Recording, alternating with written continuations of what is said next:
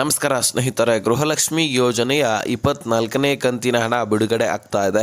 ಹೌದು ಸ್ನೇಹಿತರೆ, ಇದೀಗ ತಾನೇ 23ನೇ ಕಂತಿನ ಹಣ ಆಲ್ರೆಡಿ ಕೆಲವೊಂದಿಷ್ಟು ಜನರಿಗೆ ಮಾತ್ರ ಬಾಕಿ ಉಳಿದಿದೆ. ಆಲ್ರೆಡಿ ಎಲ್ಲ ಖಾತೆಗಳಿಗೆ ಜಮಾ ಆಗಿದೆ ಅಂತ ಹೇಳ್ಬೋದು.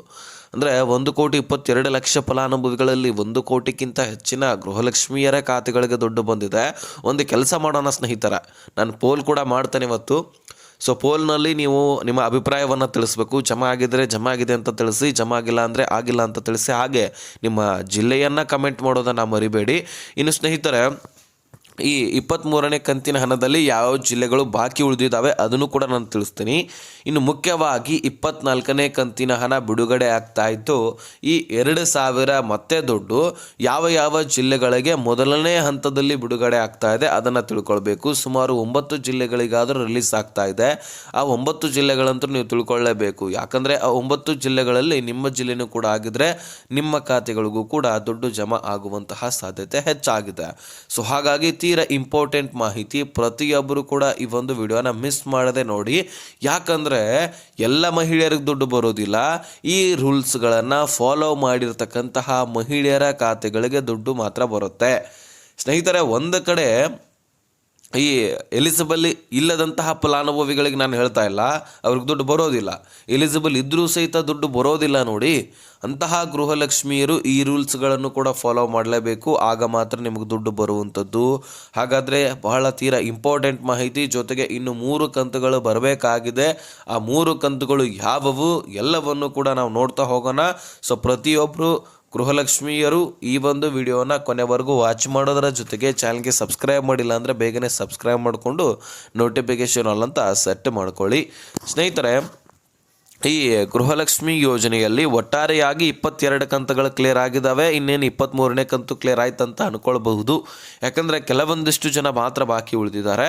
ಅಂದರೆ ಬೆಂಗಳೂರು ನಗರ ಆಗಿರಲಿ, ಬೆಂಗಳೂರು ಗ್ರಾಮಾಂತರ ಆಗಿರಲಿ, ಬೆಳಗಾವಿ, ವಿಜಯನಗರ, ಧಾರವಾಡ, ಯಾದಗಿರಿ, ಉತ್ತರ ಕನ್ನಡ, ದಕ್ಷಿಣ ಕನ್ನಡ, ದಾವಣಗೆರೆ, ಉಡುಪಿ, ಈಗಲ್ಲದೆ ಚಿಕ್ಕಮಗಳೂರು, ಶಿವಮೊಗ್ಗ, ಹಾಸನ, ಕೊಡಗು, ಬಳ್ಳಾರಿ, ಈ ಎಲ್ಲ ಜಿಲ್ಲೆಗಳಲ್ಲಿರ್ತಕ್ಕಂತಹ ಮಹಿಳೆಯರ ಖಾತೆಗಳಿಗೆ ಆಲ್ರೆಡಿ ದುಡ್ಡು ಜಮಾ ಆಗಿದೆ.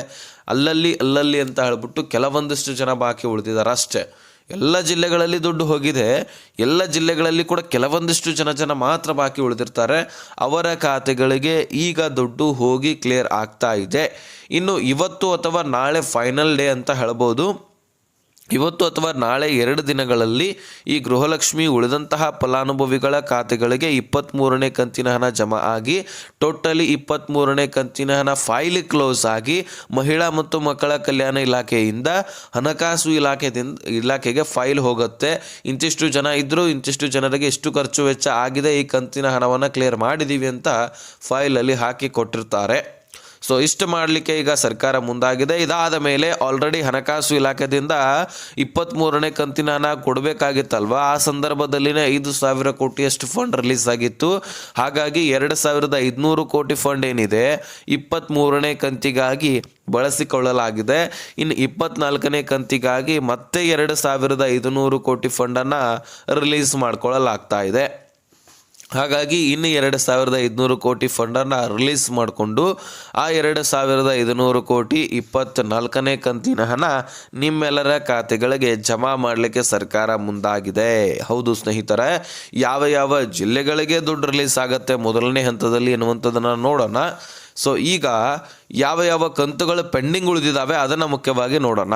ಸ್ನೇಹಿತರೆ, ಒಟ್ಟಾರೆಯಾಗಿ ನಿಮಗೆ ಈ ತಿಂಗಳ ಹಿಡ್ಕೊಂಡು ಬರಬೇಕಾಗಿರ್ತಕ್ಕಂತಹ ಕಂತುಗಳು ಎಷ್ಟಪ್ಪ ಅಂದರೆ 23ನೇ ಕಂತು ಆಗಸ್ಟ್ ತಿಂಗಳದ ಹಣ ಕ್ಲಿಯರ್ ಆಗ್ತಾ ಇದೆ, ಅದು ಬರಬೇಕಾಗಿತ್ತು, ಬಂದಿದೆ.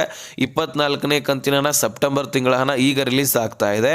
ಇನ್ನು ಇದರ ಜೊತೆಗೆ ಅಕ್ಟೋಬರ್ 25ನೇ ಕಂತಿನ ಹಣ, ನವೆಂಬರ್ 26ನೇ ಕಂತಿನ ಹಣ, ಈ 4 ಕಂತುಗಳು ಬರಬೇಕಾಗಿತ್ತು.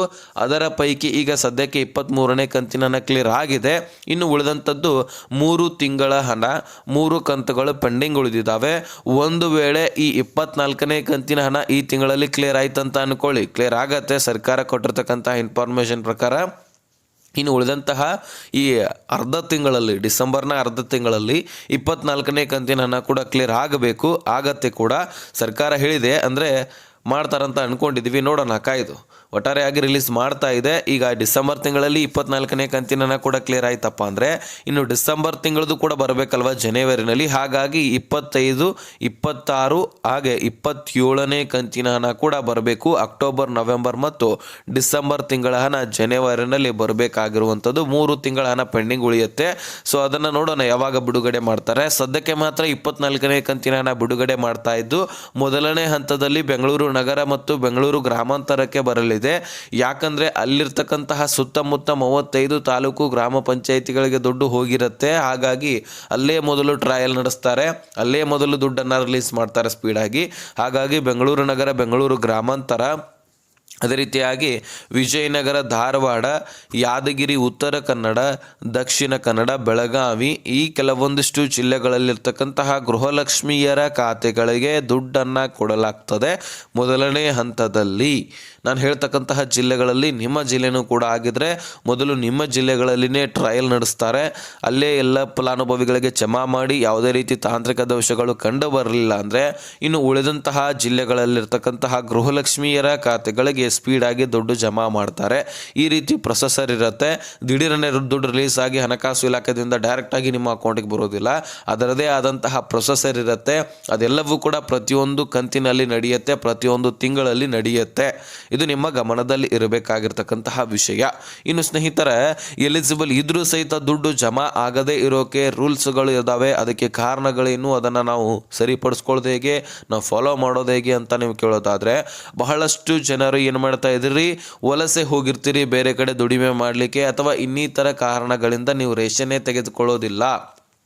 ಕಳೆದ 2-3 ತಿಂಗಳಿಂದ ನೀವು ರೇಷನ್ ತೆಗೆದುಕೊಳ್ತಾ ಇಲ್ಲಪ್ಪ ಅಂದರೆ ಸರ್ಕಾರ ಹೇಳುತ್ತೆ ನಿಮಗೆ ರೇಷನ್ ಅವಶ್ಯಕತೆ ಇಲ್ಲ, ಹಾಗಾಗಿ ನೀವು ರೇಷನನ್ನು ತೆಗೆದುಕೊಳ್ತಾ ಇಲ್ಲ ಅಂತ ನಿಮ್ಮ ರೇಷನ್ ಕಾರ್ಡನ್ನು ನಾವು ರದ್ದು ಮಾಡ್ತಾ ಇದ್ದೀವಿ ಅಂತ ಸ್ಪಷ್ಟನೆಯನ್ನು ಕೊಟ್ಟು ನಿಮ್ಮ ರೇಷನ್ ಕಾರ್ಡನ್ನು ರದ್ದು ಮಾಡುತ್ತೆ. ಮೊದಲೇ ರೇಷನ್ ಕಾರ್ಡ್ಗಳಿಗಾಗಿ ಪರದಾಡ್ತಾ ಇದ್ದಾರೆ ಜನರು.